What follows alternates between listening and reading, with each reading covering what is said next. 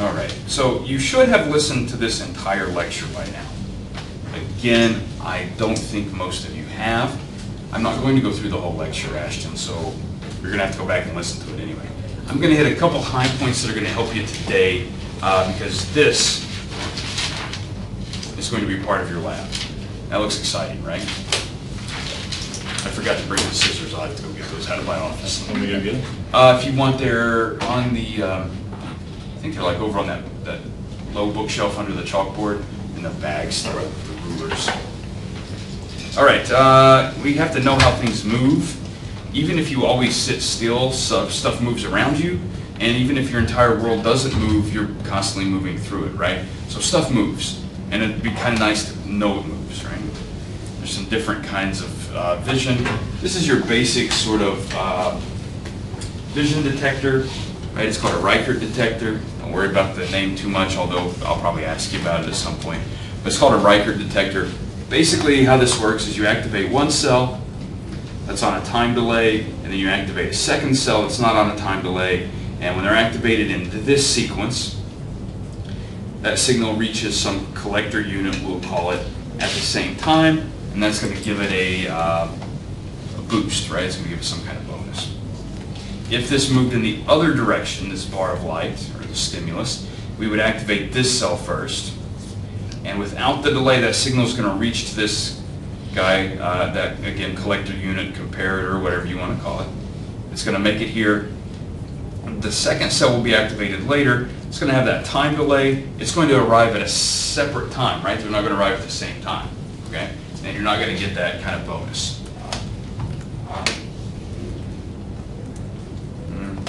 Don't worry about that. We should talk about that a little. This is the motion after effect, which is kind of fun. If you stare at the center of this while it spins, always kind of fun. Like for like 15 seconds or something, or 20 minutes, whatever works best for you. And then you can kind of look away at some other stationary object and it actually appears to move. Is anybody able to make that happen? That's pretty powerful, right? I mean, it's pretty easy to do. It doesn't require a lot of effort. Here's how it works. Inside your brain, there are these fun little Martian bug guys, right? You didn't know that. Taylor, in your visual system, you have cells that are excited by motion to the left or motion to the right, okay? And when you activate some of these quite a bit, say motion going to the right, you're going to keep pulling and pulling and pulling, and eventually they become fatigued or you stop that stimulation. When you do that, now this is a callback all the way to the very beginning. Remember that time we talked about noise? When we talked about those random firings, those random action potentials, right, Marissa? That was exciting, wasn't it? So here's where it actually becomes kind of important. When you have fatigued all of the cells that get excited by rightward motion, all that's going to be left are those that get excited by leftward motion. They're not going to be stimulated because nothing's moving to the left, but that random firing of action potentials is going to be enough to overcome these guys that are totally knocked out, okay? And that's how the motion after effect works at a neural level. It's pretty cool, right? Don't worry too much about that. There are all kinds of things going on. Again,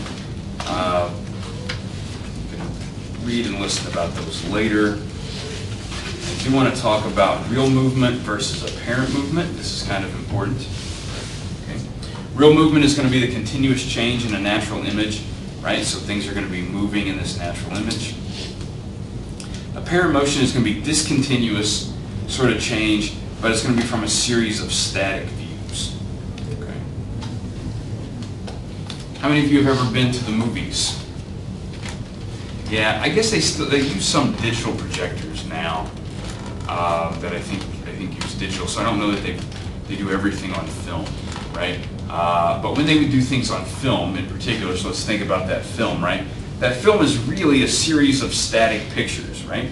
And all they're doing when they replay that film to you is they're flipping through those static images very quickly so quickly that it appears to be smooth motion, right? If you've ever watched an old film and things look kind of, you know, like they're moving sort of in these rapid, fast movements, right?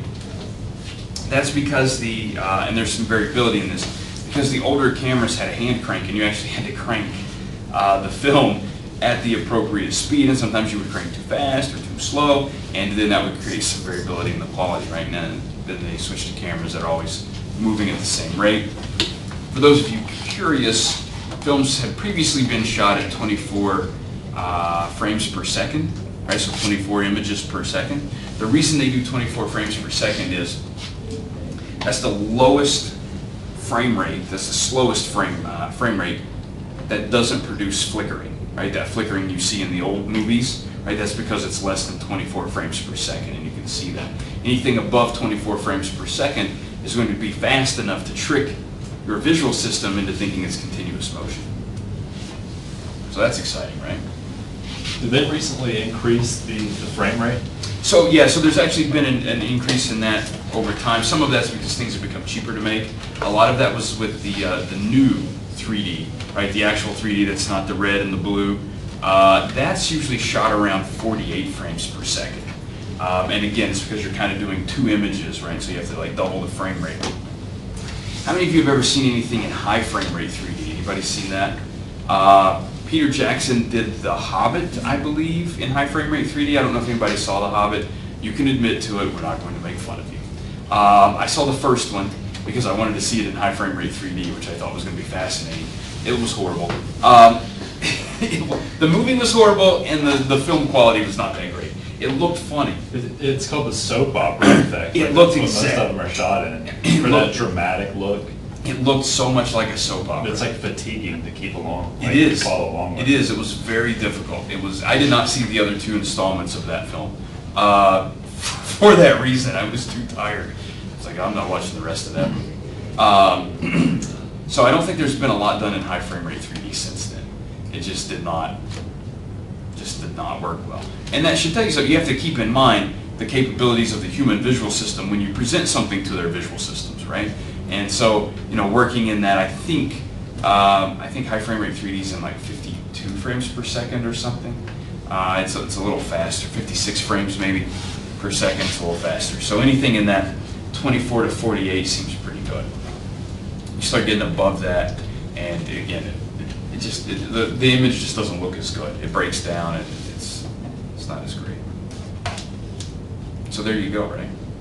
This becomes really important too for your monitors, right? How many of you have a computer monitor or a laptop screen? It's the same thing. It refreshes at a certain rate, right? And so most of these are like 60 hertz. They'll refresh at that frame rate. Some of them are faster, some of them are slower. It just kind of depends. Justin, that's important, right? So this is kind of a demonstration of apparent motion. So here you see there's a spot flashing on and off in two positions. Not a big deal, right? Now, look at this.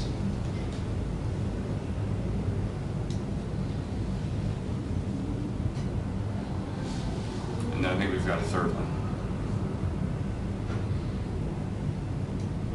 So that looks like, clearly like two separate dots, right?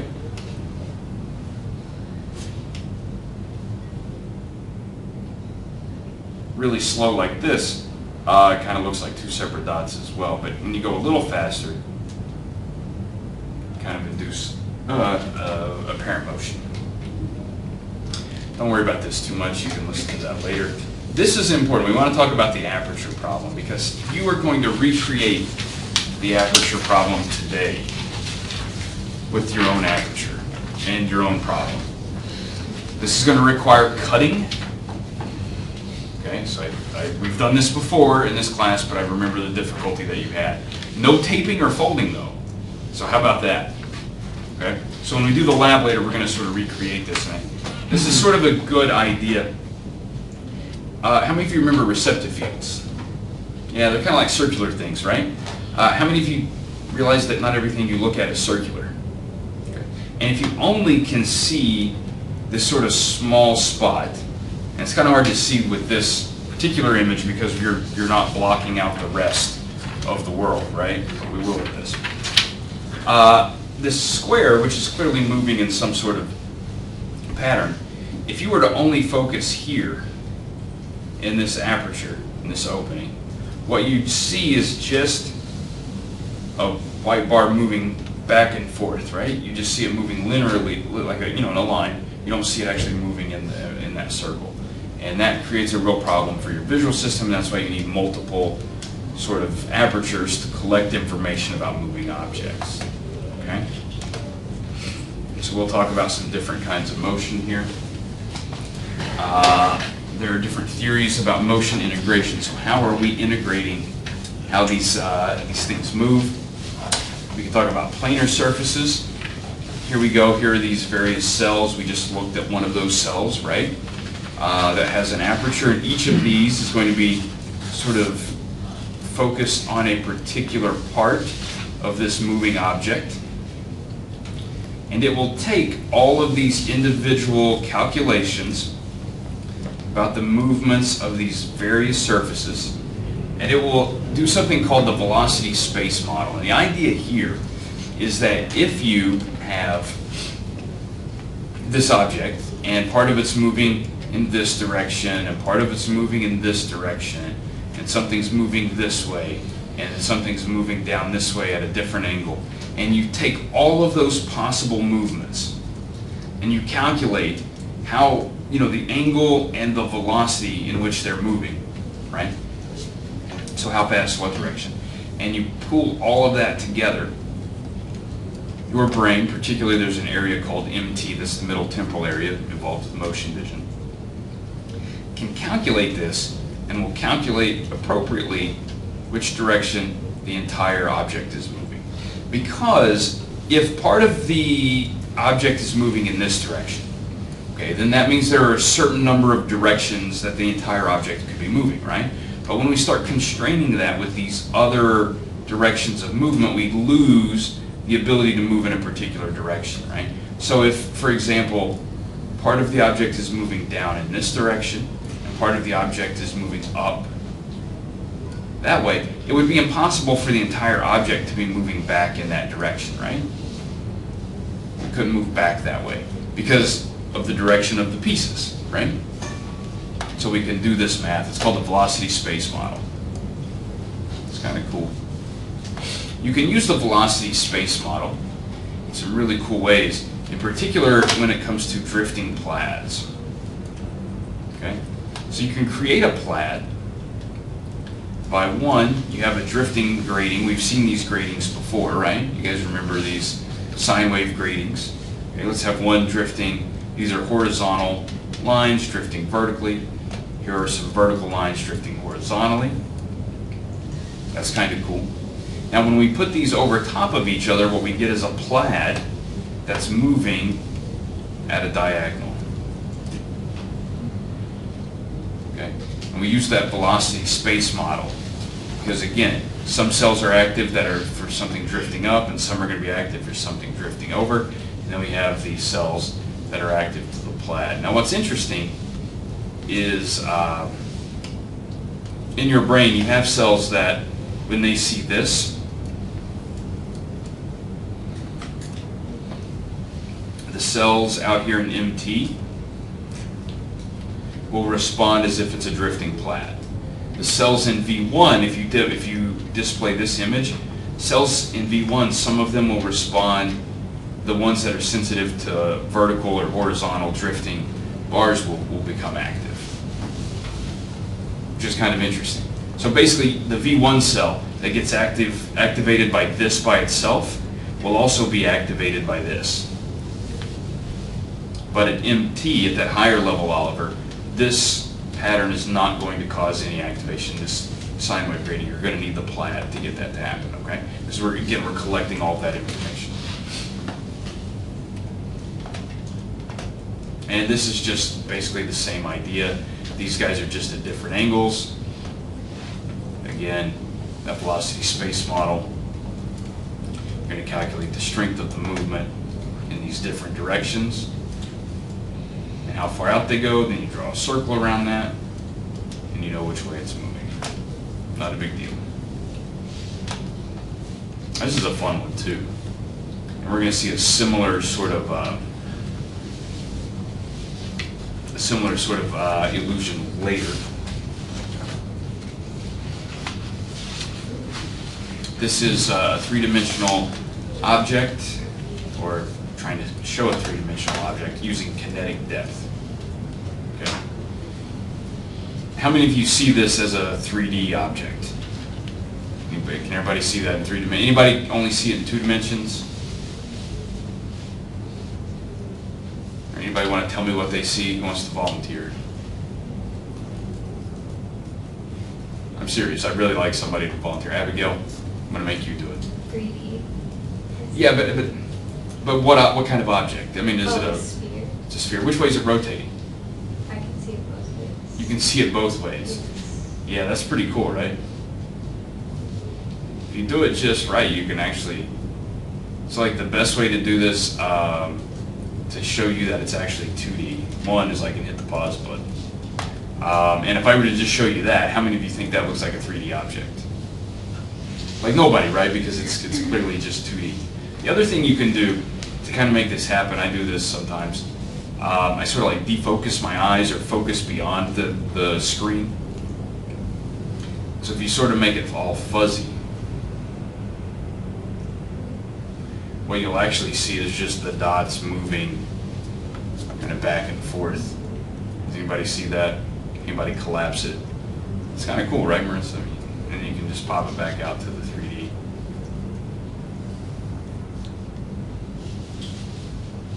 And you can make it rotate the other direction once you get really good at, telekinesis and manipulating your environment with your thoughts.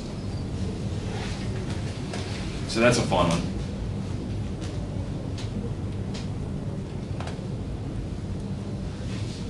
So there's a motion-based system that's going to be involved here. Some folks had originally thought it was position-based, but these elements, they're long-lasting. So you can pick out one of these dots, and you can follow it like back and forth, right? But there are some of these random dot kinematograms that have dots that just stay for a brief period of time and then they disappear. Okay, so you're not able to track one dot all the way around. So you just track it for a small distance, but then you can still create kinetic depth that way. So that's kind of fun. Hey, what do you see here?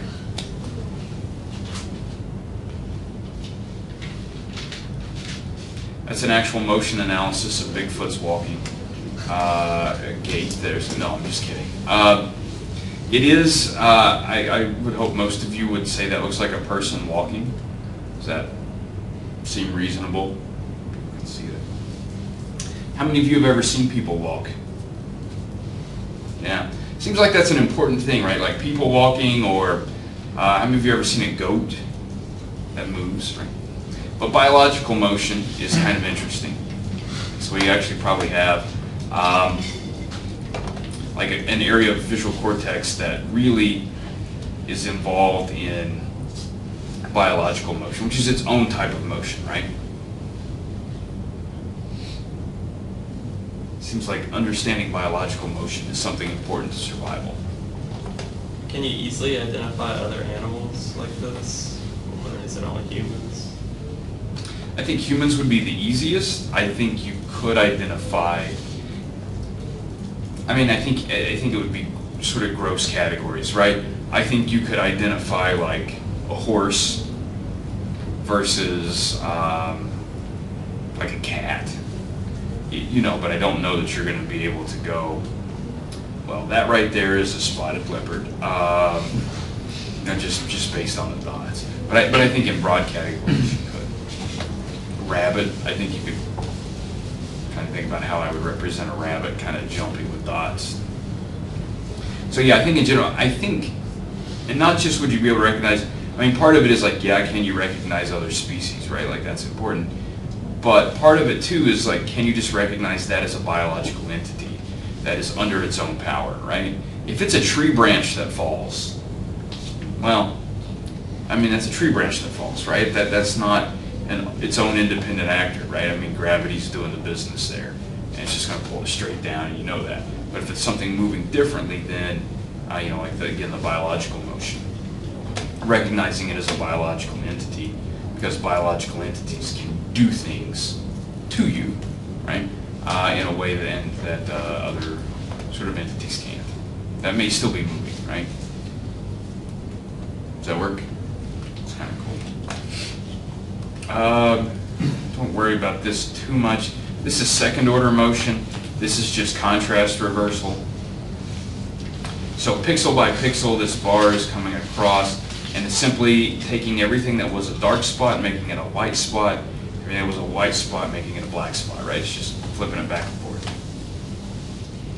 And what it appears to do is it appears as though there's motion coming across, right? So this is kind of neat. So the second order motion is keying in on texture boundaries, which is kind of cool.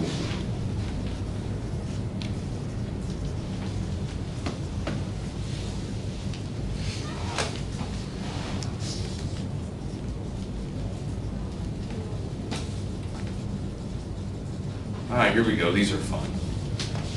How many of you love the letter H? Today's lecture brought to you by the letter H. Sesame Street, right? Anybody watch Sesame Street? I never watched that when I was a kid. It existed, just in case you were curious. Sesame Street's quite old. Seriously, did anybody watch Sesame Street? Okay, there we go, thanks. I'm doing a survey for public broadcasting. So, if you look at this image, what do you see? You think, what's going on here? So there's this peg, right? It looks like it's reaching out to this other side. That makes some sense, right? Makes more sense at a higher order level than it does coming from this other side, which doesn't have anything growing from it, right? And this is kind of interesting too.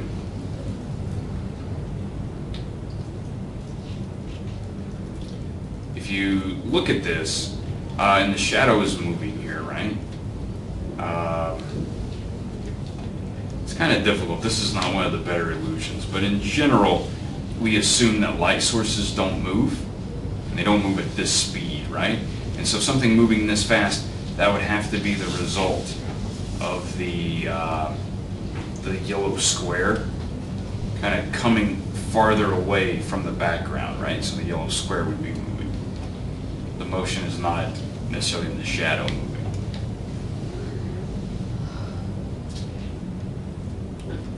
All right, questions about that?